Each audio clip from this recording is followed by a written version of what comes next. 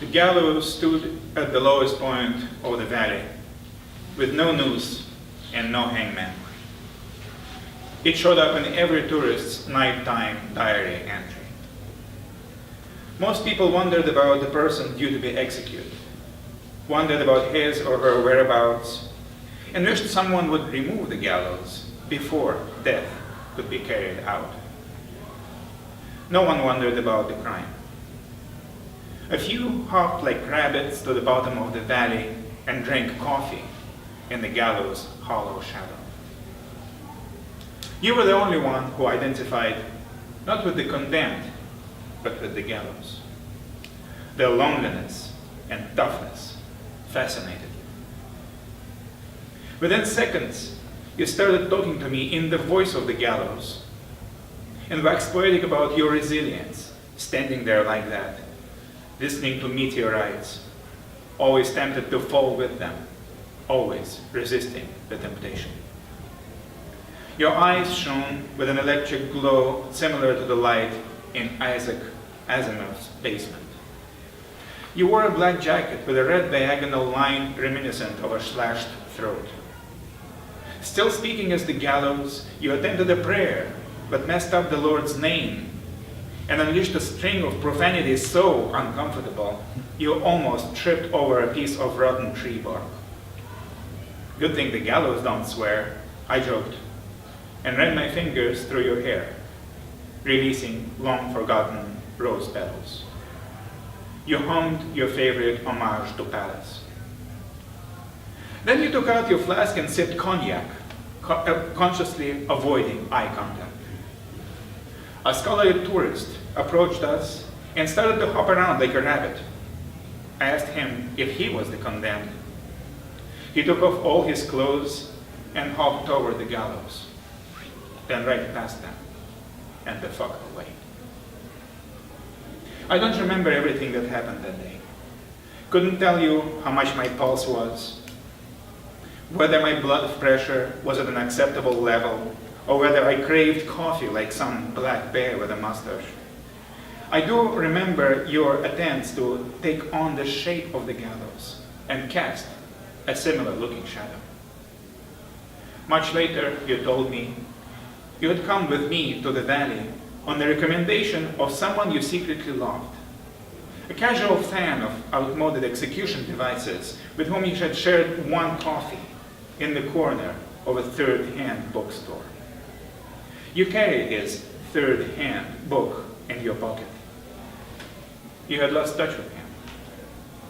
It was an honorable feeling for him that you wanted to become the gallows, to stand unshakable in the middle of a grassy plain. I think back to the poses you struck, silhouetted against the bright lights of distant all-terrain vehicles.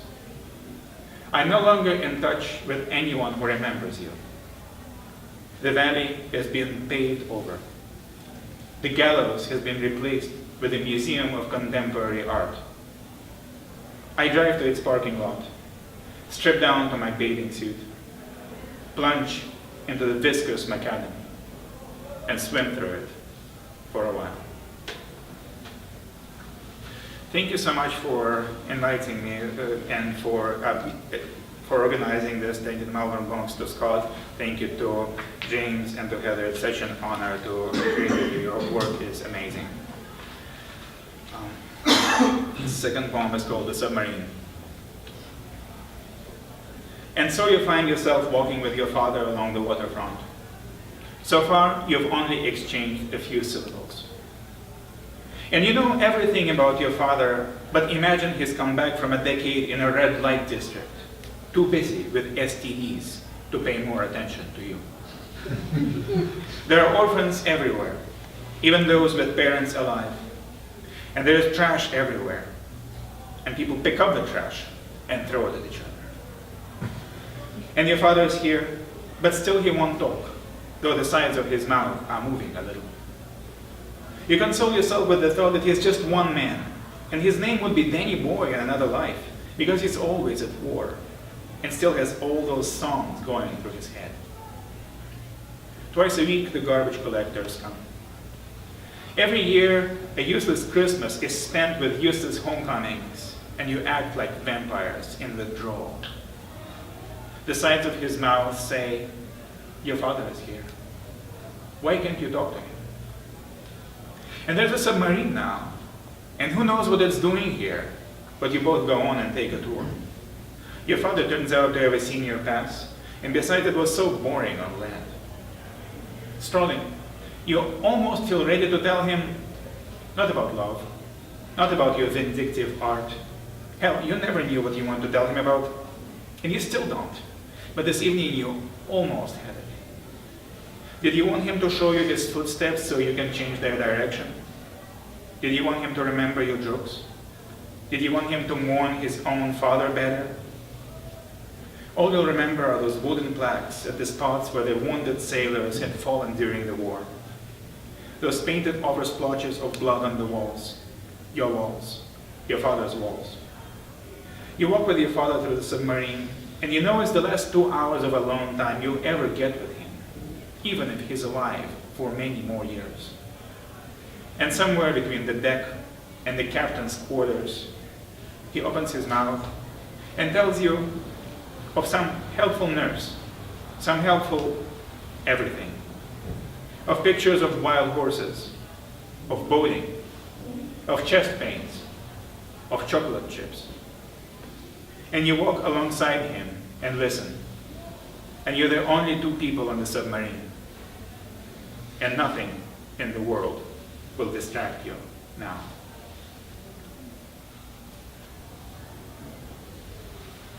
A stop sign worn as a helmet. He cared for her whimsy and for the way her shyness played out. At some gotcha point, in the negative spaces of photos spotted at some exhibition downtown, he started to imagine her silhouette, her t-shirt a burst of yellow, competing with Cape Cod pelicans and stealthily erected Jotunheimen high-rises. She confided in him like a windmill, invented new flags to lay claim to the territories they never knew existed. Everything smelled like good timber, and the caterpillars grinned friendlier than ever. He was the road crisscrossing her terraces of abstraction, the men wrestling with a marlin at the car wash. She was the mountain centered in his mind, with the slightest suggestion of a dirigible above it. They hypnotized themselves with each other's choices. Hidden among century-old trees, surveillance cameras recorded grotesque occurrences, lined them up in rows, served them with paprika. The clouds above the cruise ships looked like resolute middle fingers from the shore. It was hard to tell what was going on with locals hopping from Escher staircase to Escher staircase, always coming back to the same general tornado. A half-torn shack blinked satanically with its windows. Yellow flowers were doors to assorted bad news. After a while, governments looked like ants. On the beach, everyone blimped around with stupid eyes. He decided he really couldn't be happy unless a Midtown station, demolished in the middle of the last century, rebuilt itself on the double. A spark in the solar panel started a fire, but she was too busy long-distance calling. The babies, who used to hug them wherever they went, looked uncomprehendingly, then fussed. Sisyphean wrestlers in a doomed circled wagon, the two of them finally told their lips to stop moving. An unkindness of mockingbirds marked their generation. Before you meet again, look for ravens on abandoned rocks until you realize they are not the point. The mysteries on which you've given up are resolved by statues of obscure statesmen on the St. Petersburg bridges you've breezed across. It's almost September, and the foliage slowly turns into leaf peeper paradise. All the church domes are already yellow. Don't rush back to the garden where your kiss was stole by the sperm-smelling Lower East Side blossoms. The slouching men you see on the cruise ship decks are not birds. They won't migrate toward the better, though they might give you directions yet. These wires reach beyond the horizon, where the sun still makes an appearance, though a tad morosely. A rusted ship might float again someday, if you are nice enough to the bacteria that captain it from now on. The visiting scholar. My head snaps back at the sight of unafraid geese by the river not getting killed. You think I'm bored? Actually, I see amputated limbs in discarded trees.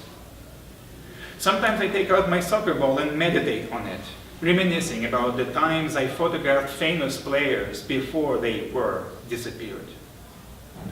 I imagine my wife's naked body on the park benches. I might ask you to half undress and will be astonished by the thought that you are unlikely to die in the next 2 weeks. I can stare at shadows for hours. Only black cars fascinate me.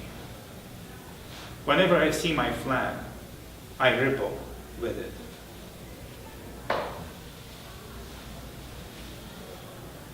I will come back to you as thunder. I will be just out of sight, just beyond the sun. But the sun is so 20th century.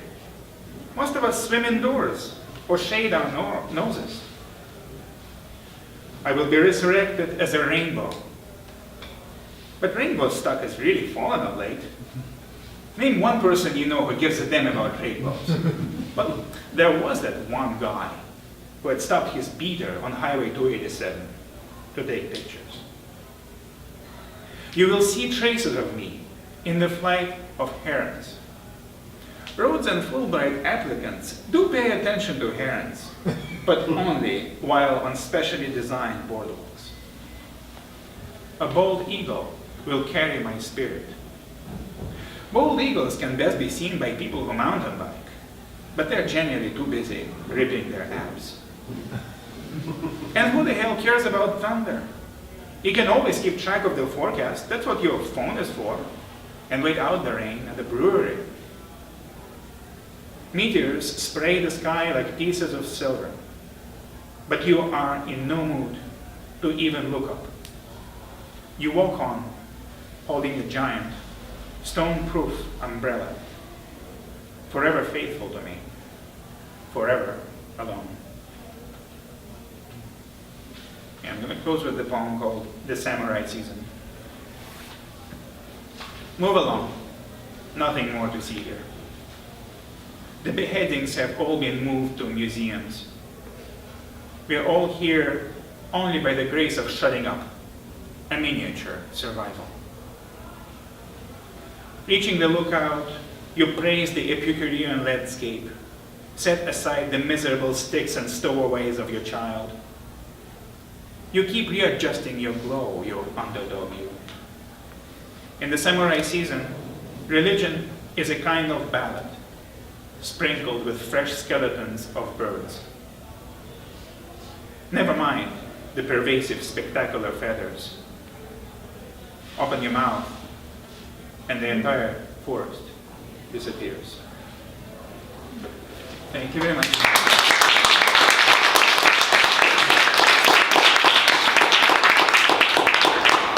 Again to our three readers and to Malvern. Maybe we could have a hand from Malvern.